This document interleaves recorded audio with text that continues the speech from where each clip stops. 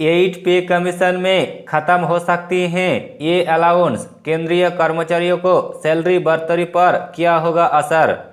केंद्रीय सरकारी कर्मचारी और पेंशनर इन दिनों 8वीं वेतन आयोग का बेसब्री से इंतजार कर रही हैं। सबकी नज़र इस बात पर है कि 8वीं वेतन आयोग के लागू होने से उनकी सैलरी और पेंशन में कितनी बढ़ोतरी होगी। लेकिन साथ ही एक सवाल ये भी है कि इस बार 8वीं वेतन आयोग में भी कुछ अलाउंस खत्म हो जाएगा, जैसा 7वीं वेतन आयोग में किया गया था। 7वीं वेतन आयोग में किया हुआ था। 7वीं वेतन आयोग में लगभग 196 अलाउंस का रिव्यू किया गया था। इसमें से कोई भत्ते एक जैसे थे जिनका इस्तेमाल बहुत कम था। आयोग ने 52 भत्तों को खत्म करने और 36 भत्तों से दूसरे भत्तों में शामिल करने की सिफारिश की थी।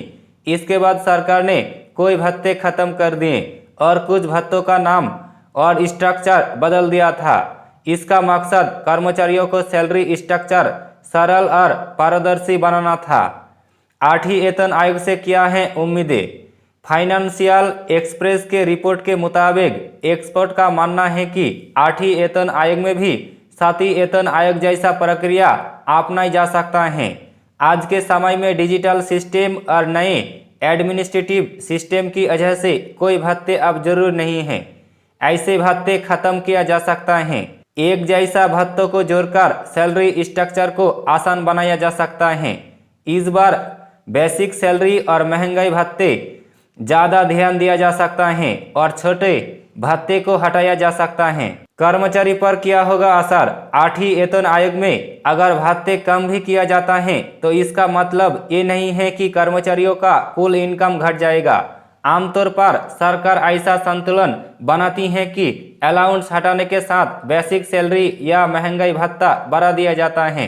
इसका फायदा पेंशन धारकों को भी मिलता है, क्योंकि पेंशन का कैलकुलेशन बेसिक सैलरी और डीए का आधार पर होती है। 8वीं वेतन आयोग कब से लागू होगा। देश भर के सरकारी दफ्तरों में फिलहाल तो इस बात की चर्चा चल रही है कि 8वीं वेतन कब से लागू होगा। कर्मचारी को मन में वही सवाल आ रही है कि जनवरी 2026 से 8वीं वेतन लागू होगा। नए साल में सैलरी बढ़ने की इंतजार कर रही लाखों कर्मचारियों की उम्मीदें पूरी होगी। उन्होंने लंबा समय से इंतजार करना पड़ सकता है। तो दोस्तों, वीडियो अच्छा लगे तो जरूर लाइक कीजिए, कमेंट कीजिए और चैनल को जरूर सब्सक्राइब कीजिए।